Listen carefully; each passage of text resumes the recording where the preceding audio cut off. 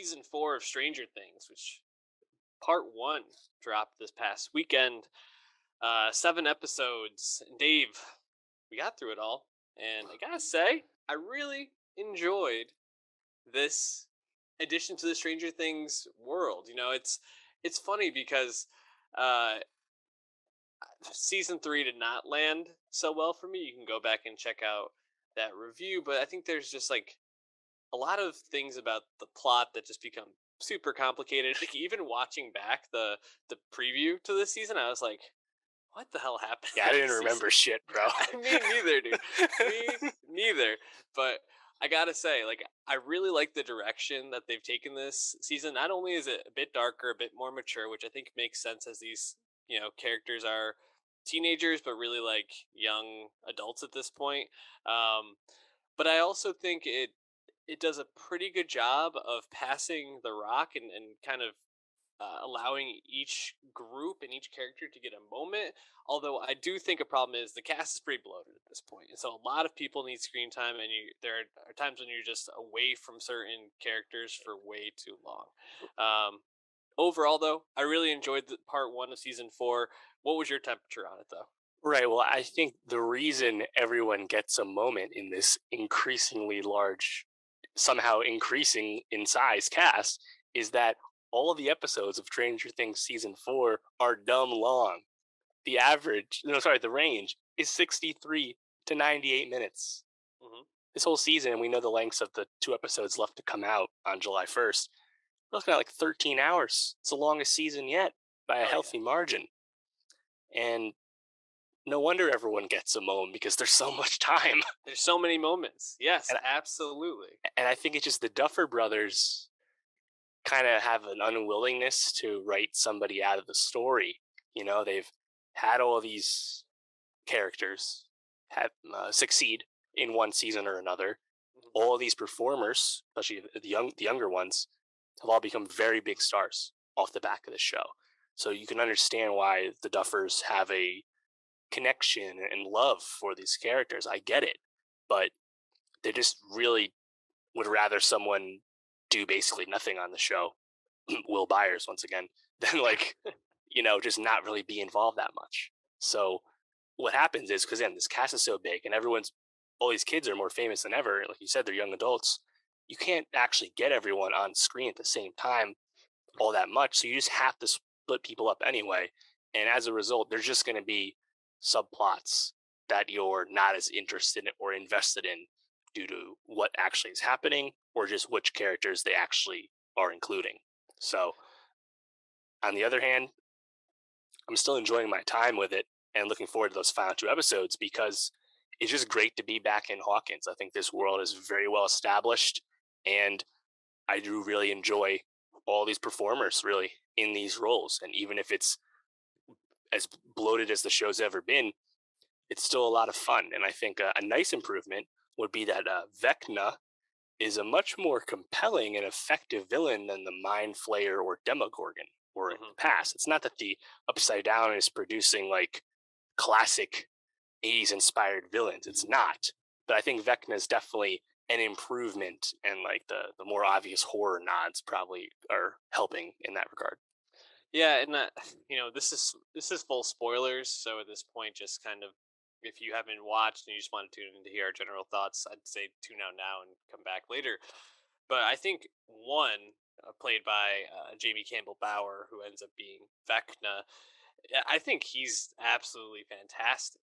And seeing the flashbacks, I don't even know, can we call them flashbacks? Whatever 11 is going through at the facility with Brenner, as he's kind of like making her relive these memories of and these interactions with one, seeing his like foreboding presence and just kind of telling that there's something off about him, but obviously with 11 being in such a vulnerable state, makes sense that he would like prey on her as potential to like help him break out of this like whatever it was that Brenner had put in him to like kind of manipulate his powers. And I actually really thought like when 11 takes the metal thing out of him in last episode, and you or in episode 7, and you kind of see him turn and like actually start to like kill all the kids at the facility. I thought that was actually pretty like horrifying, and I think Vecna, like you mentioned, is a much more compelling villain, and he does kind of have some of those elements of some of those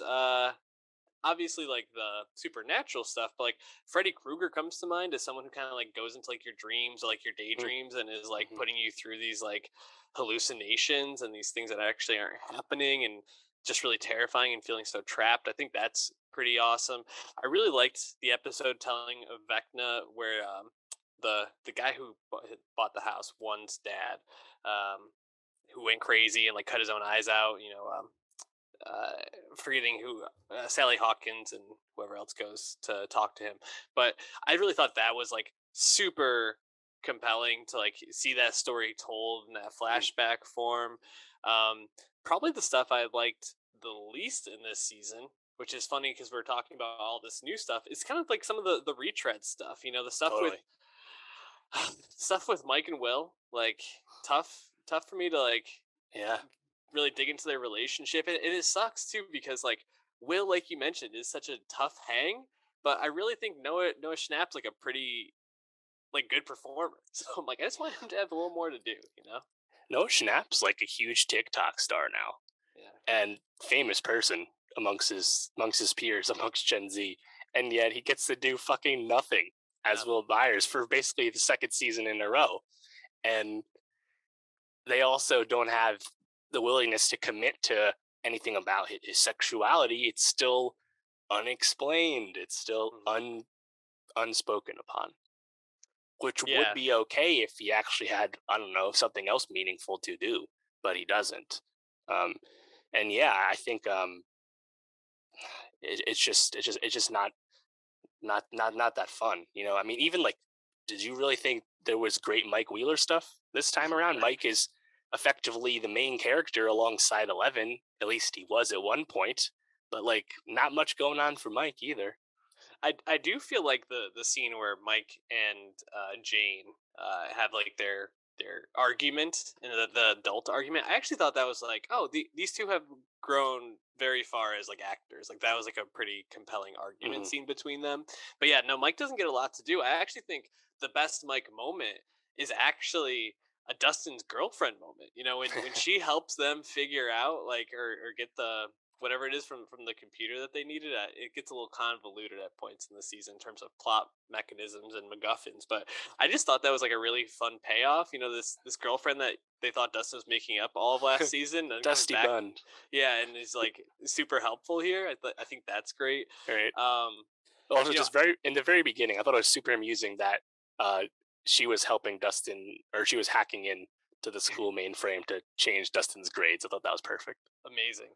I actually think Dustin is by far the best hang in this whole thing. It's good. Yeah, well, I think they've just continued something, whereas Dustin's camaraderie, rapport with Steve Harrington, Gatton Matazzaro, and Joe Keery just have great chemistry. It's Yeah. awesome to just see them riff on each other. The older and younger kid dynamic. It's so fun, and yeah, I thought this was definitely a great Dustin season, and I think Dustin is kind of blossomed Hmm. right here, whereas Mike is more off to the side, which, as you know, in the earlier seasons, Dustin was clearly on the side. Not as much this case, and I think that really just goes with the performance being fun and Dustin making the most of his scenes. Yeah. Yeah, I completely agree. I think he's probably the most fun character to be with. A character that I didn't really love this season, didn't really hit as well as it did last season for me, was Maya Hawke's character as Robin. Ah, My Robin at times, her quirkiness is really fun, and at times I'm just kind of like, you're just being quirky to be quirky. It feels a little bit overdone, but um, overall, I think everybody's used pretty well. I wish Nancy Wheeler uh, wasn't like I wish the hairstyle wasn't so 80s because it feels like they really took Natalie Dyer, Natalia Dyer, sorry, right. and they really almost like uglied her up for the season. Which I mean, not that I need her to be like super attractive on screen. Now, make the character look realistic or however you want to, but it just felt like it wasn't doing her any service. And Yeah. I think she really got like the short end of the stick with that. But overall, I think the season's fun. Honestly, I think it's a better season for Nancy. She was a bit of like a Debbie Downer, stick in the mud type character more recently, Yeah. so that's something at least. I don't know. I've kind of been off like the Jonathan wave for a bit now too. I feel like just Hmm. the way Charlie Heaton plays him, it's just kind of a bit like one note the whole time. I liked Maya Hawke as Robin Hmm. more than you, but it's one of those things where it's like she didn't really need to be like on the main cast and just part of the gang now, but she is. You know, Yeah. they just keep adding to this. And it Shouts. just creates like time crunches. Yeah, I just want to say shout out real quick to Eduardo Franco as Argyle. Amazing in this season, even if he's playing across from Jonathan, who is kind of one note. I do like the Cheech and Chongness of it all, which I think is great. Um, and so we gotta just talk real quick before we move on about all the stuff with like the parents, and you have Hopper and in Russia, as a prisoner and trying to break out. I think some of that stuff works. Like I think it's really fun to see David Harbour just kind of getting to be the character he was in Black Widow and just like fucking shit up at times and having these fights. Um, he is obviously a really talented actor, and I think he delivers some of the emotional moments pretty well. But I just don't find myself as interested in the adult stuff, stuff with like Yuri and when Nona Yeah. Ryder's Joyce kind of getting taken hostage didn't really totally work for me. But it's fine. It's fine. Yeah. Well, I think that's another perfect example of the Duffer Brothers' unwillingness to let someone go. Yeah. Hopper should have died at the end of season 3. It dramatically would have been very effective. They set up all this grief for all the characters, but then they won't commit to it.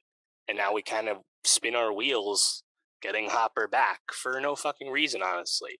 And I love Lenona Ryder as Joyce. I think Ryder's like, subtle like comedy chops in the role are awesome. And even Brett Gelman is really fun to be with too. But like overall, just that whole storyline is just there because of the unwillingness to eliminate Hop.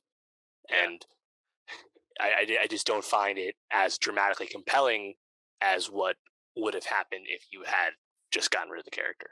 So this just kind of feels like unnecessary. Now what we get as a result, Rob Morgan as the new sheriff. Mm-hmm. Talk about overqualified. Way overqualified.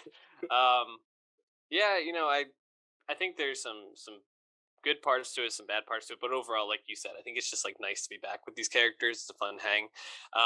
Shout out to Barb, who gets to make a short appearance when Vecna takes over Nancy's mind and is. I was like, oh, we got a Barb moment. That's a nice little like.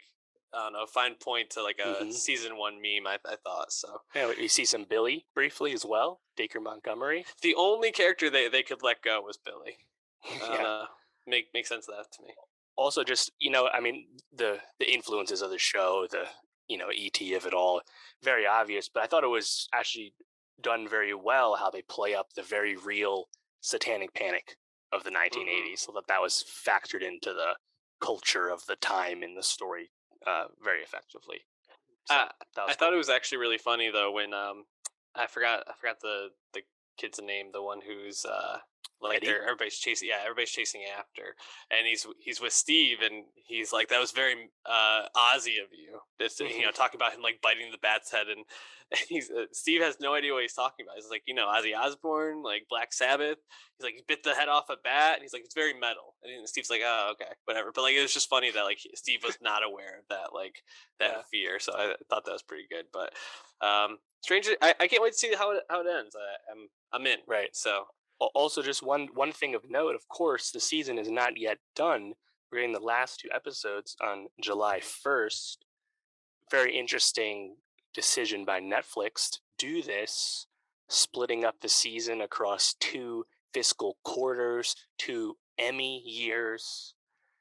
And it seems like an effort to prevent churn, basically keeping people subscribed by not finishing the season.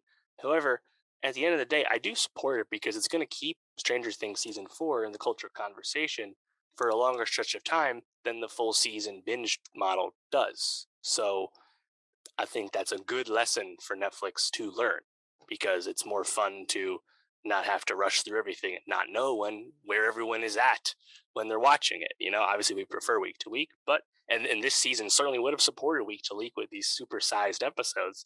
But nonetheless, we'll be back in just a few weeks.